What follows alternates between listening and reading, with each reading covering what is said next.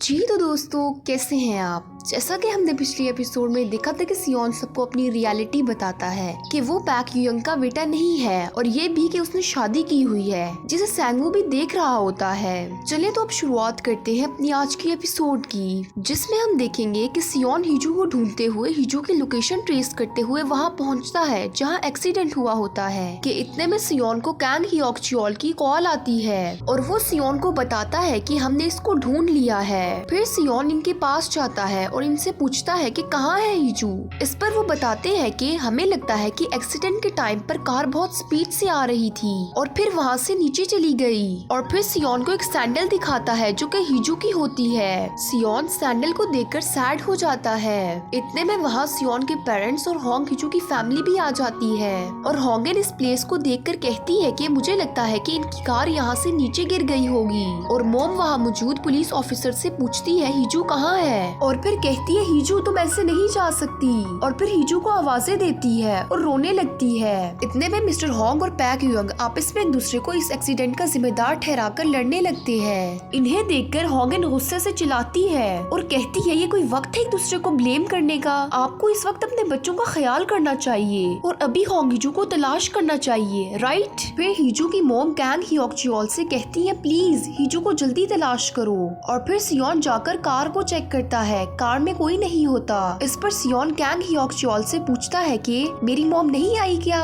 इस पर मैनेजर कहता है व्हाट। और फिर जाकर सब इंसिडेंट वाली जगह के तमाम कैमरास को चेक करके सियोन को इन्फॉर्म करता है कि मैंने तमाम कैमरा की फुटेज चेक कर ली है, मगर प्रोफेसर शिम क्यूजिन कहीं भी नहीं थी और बैक गेट के कैमरास रियल टाइम कैमरास है, इनकी रिकॉर्डिंग नहीं है। इस पर सियोन कहता है ओके मैं समझ गया। और फिर एक जगह जाकर अपनी कार से बाहर निकलकर उस प्लेस पर कुछ तलाश करने लगता है। फिर उसे कीज मिलती है जो कि क्यूजिन की कार की होती है। और फिर सियोन कार के डैश कैम को चेक करता है जिसमें कुछ भी रिकॉर्ड नहीं हुआ होता। और फिर सियोन कैंग हियोक्चुओल को कॉल करके कहता है कि क्यूजिन की कार के डैश कैम में कुछ भी रिकॉर्ड नहीं है, तुम मुझे इनको ट्रेस करके बताओ कि एक्सीडेंट के टाइम पर वो कहाँ थी। और फिर सियोन बात करने के बाद अपने आसपास देखने लगता है, क्यूजिन वहाँ ही होती है। सियोन इनसे पूछता है कि आप सीन में क्यों नहीं आई और आप रो क्यों नहीं रही, क्योंकि आप नहीं जानते कि आपका बेटा जिंदा है या मर गया, फिर आप रो क्यों नहीं रही। इस पर क्यूजिन कहती है कि मुझे पता है कि वो दरिया में होता है और पुलिस ने पूरा दरिया चेक कर लिया है लेकिन कुछ नहीं मिला, और वैसे भी वो एक फिशरमैन है, तुम जानते तो हो। मैं क्यों रोऊं, मैं ये काम 20 साल पहले कर चुकी हूँ जब तुम्हारे फादर पैक युयंग ने तुम्हें इसकी जगह दी थी। मैं इस दर्द को एक्सपीरियंस कर चुकी हूँ कि जब कोई अपना बिछड़ता है तो कैसा फील होता है। अब तुम्हारी बारी है इस दर्द को फील करने की।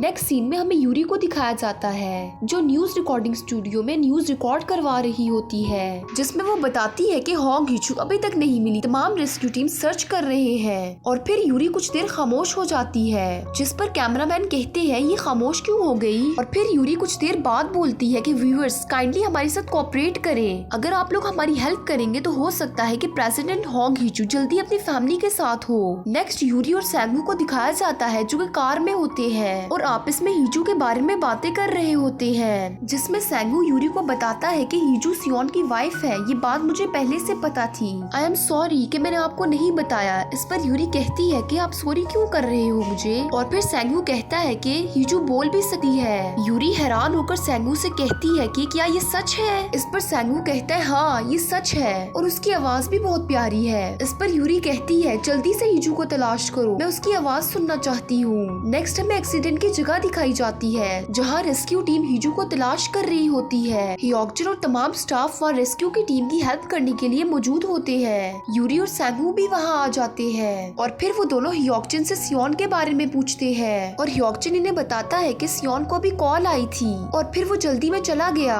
और सैंगवू कहता है कि कहाँ गया। इस पर हियोक्चुन कहता है कि पता नहीं, वो बस जल्दी में चला गया। और फिर सियोन को दिखाया जाता है जो कि कैंग हियोक्चुओल के पास जाता है और मैनेजर सियोन को कुछ चीजें दिखाता है जो कि उसी एक्सीडेंट की प्लेस पर रिसर्च के बाद मिली होती होती है। फिर मैनेजर और सियोन कुछ देर इन चीजों को डिस्कस करते हैं। नेक्स्ट सीन में पैक यंग को दिखाया जाता है जो कि एक प्रेस कॉन्फ्रेंस में होते हैं और कहता है कि मेरा बेटा 20 साल पहले अपने दादा के साथ लेक पर गया था और कभी वापस ही नहीं आया और हमें इसकी बॉडी भी नहीं मिली, तो हम इसकी डेथ को एक्सेप्ट नहीं कर सके और इसीलिए हमने इसकी डेथ रजिस्टर नहीं करवाई। और फिर एक दिन मैं फिशिंग स्पॉट पर अपने बेटे को देखने गया कि मैंने देखा कि वहाँ एक बच्चा अपने पेरेंट्स के बगैर रह रहा था और उसका कोई नाम भी नहीं था। अब वो बच्चा सियोन था जो हमारे साथ रहता था और सियोन की एज सेम हमारे बेटे जितनी थी और वो सेम हमें अपने बेटे जैसा लगा। फिर प्रेस में से एक लड़का उनसे सवाल करता है कि फिर आपने रियल सियोन के पेरेंट्स को तलाश क्यों नहीं किया, और फिर पूछता है कि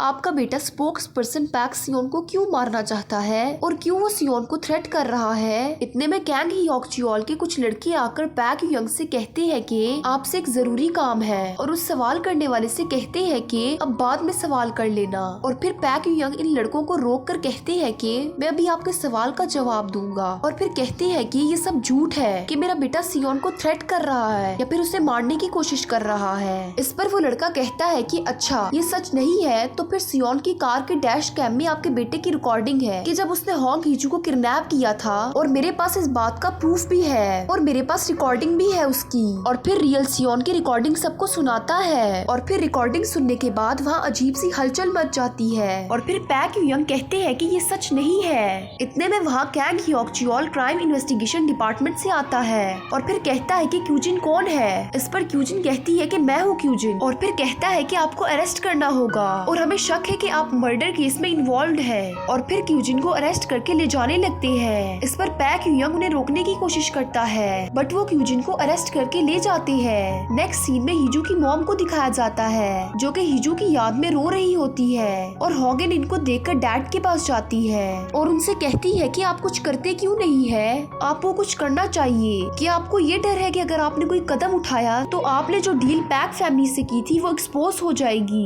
अगर आप कुछ नहीं कर सकते तो मैं करूंगी। ये ट्रेजेडी अपनी इस फैमिलीज के दरमियान इस दुनिया को भी ये जानने का हक है कि ये सब कैसे हुआ। इस पर मिस्टर होंग कहते हैं कि क्या करूं मैं सब कुछ चेंज करने के लिए, क्या चेंज होगा अगर हम कुछ ना करें। आपने 20 साल पहले अपना बेटा खोया और अब। इतने में हीजू की मॉम मिस्टर होंग को आवाजें देते हुए आती है और इनको न्यूज दिखाती है कि क्यूजिन को मर्डर केस में अरेस्ट कर लिया गया है। इस चुड़ैल ने किसका मर्डर किया है, क्या ये हीजू की बात तो नहीं कर रहे? नहीं, ऐसा नहीं हो सकता, ये ऐसा कैसे कर सकती है। फिर मिस्टर होंग और होंगन भी टेंस हो जाते हैं। नेक्स्ट क्यूजिन को दिखाया जाता है जो कि जेल में होती है और कैंग हियोक-च्योल से पूछती है कि आपको बॉडी मिल गई है हीजू की और फिर उसे अपनी पावर का बताते हुए वार्न करती है कि तुमने मुझे अरेस्ट करके अच्छा नहीं किया। इस पर कैंग हियोक-च्योल कहता है कि क्या आपने मिसिंग होंग हीजू को मारने की कोशिश की है। ये कहते हुए उसे अपने लैपटॉप पर एक वीडियो दिखाती है जो कि क्यूजिन की होती है और फिर क्यूजिन उससे पूछती है कि आपको ये कहाँ से मिली।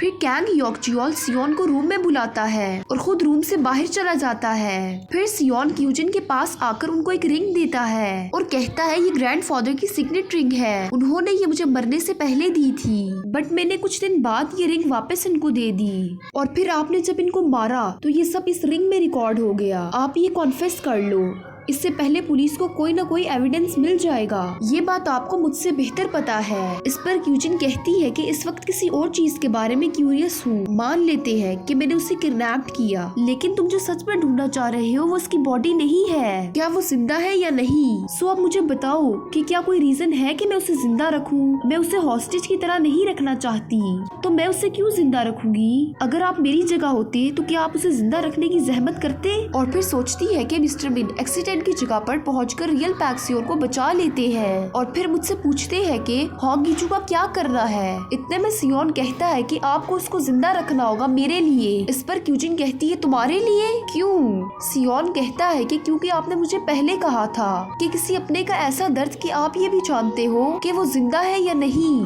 तुम भी फील करो कितना मुश्किल और दर्दनाक है। आपने कहा था कि अब तुम्हारी बारी है। इस पर क्यूजिन कहती है हाँ मैंने कहा था। इस पर सियोन कहता है ये सब आपके लिए काफी नहीं है, आप इससे भी बहुत आगे जा सकती है मुझे टॉर्मेंट करने के लिए। पैक जंगों का पता इससे भी बहुत आगे जा सकता है। नेक्स्ट कैंग हियोक-च्योल को दिखाया जाता है जो कि अपनी टीम के साथ मिलकर इन्वेस्टिगेशन कर रहा होता है। और फिर इसकी टीम की एक लड़की को एक फुटेज मिलती है और वो कैंग योक्चुअल देखता है जिसमें क्यूजिन होती है और क्यूजिन ने होंग हीजू को भी वहाँ रखा होता है। ये देखकर कैंग योक्चुअल भागकर सियोन के पास जाता है और उसे बताता है कि हमने होंग हीजू को ढूंढ लिया है। इस पर सियोन इनसे कहता है कि एड्रेस चेक करो जल्दी से, और फिर वो अपनी टीम के साथ हीजू को बचाने के लिए चले जाते हैं। नेक्स्ट मिस्टर मिन को दिखाया जाता है जो कि सोच रही होती है कि क्यूजिन ने इनसे कहा था कि अगर मैं ना बच सकी तो आप बाकी सबका ख्याल रखना मिस्टर मिन, और फिर कहा था कि मेरे बेटे का ख्याल रखना।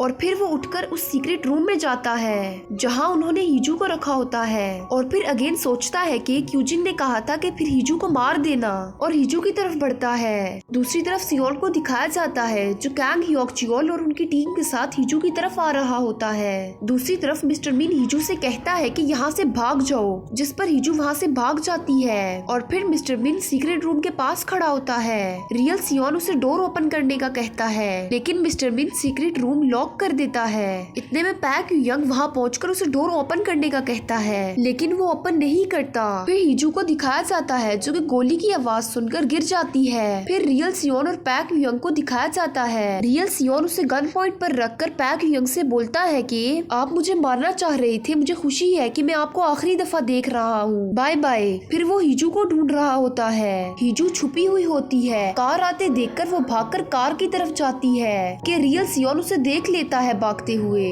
कार में सियोन होता है। हीजू से मिलकर वो उसे जल्दी से कार में बिठाता है और कैंग योक्चुअल बोलता है, सर आप जाइए, हम ये एरिया विजिट करेंगे और उसे अरेस्ट भी करेंगे। फिर वो अपनी टीम के साथ मिलकर रियल सियोन को ढूंढने लगता है। सियोन और हीजू कार में आ रहे होते हैं कि रियल सियोन कार के सामने आकर खड़ा हो जाता है। सियोन उसे देखकर कार रोकता है और रियल सियोन पैक सियोन से बाहर आने का कहता है। सियोन हीजू से बोलता है कि तुम बाहर मत आना, जो भी कुछ हो जाए। हीजू मना करती है लेकिन सियोन बाहर जाता है। सियोन रियल सियोन से कहता है कि ये मेरा और तुम्हारा मामला है, इसे हमारे बीच रहने दो, मैं तुम्हें तुम्हारा सब देने को तैयार हूँ। इस पर रियल सियोन बोलता है, मैंने तुम्हें पहले भी बताया था कि मैं तुम्हें प्रॉब्लम में देखना चाहता हूँ और दर्द में देखना चाहता हूँ। फिर सियोन से कुछ पर्सनली बात करता है जिसे सुनकर सियोन रोने लगता है। फिर इतने में कैंग योक्चुअल अपनी टीम के साथ वहाँ पहुँच जाता है। रियल सियोन स्पोक्स पर्सन सियोन पर गोली चला देता है। ये देखकर हीजू अपने और सियोन के पास्ट में बिताए हुए अच्छे लम्हों को याद करती है। इसी तरह हमारी आज की एपिसोड एंड हो जाती है और नेक्स्ट एपिसोड को देखने के लिए हमारे चैनल को सब्सक्राइब करें और लाइक करें हमारी वीडियोस को। थैंक्स।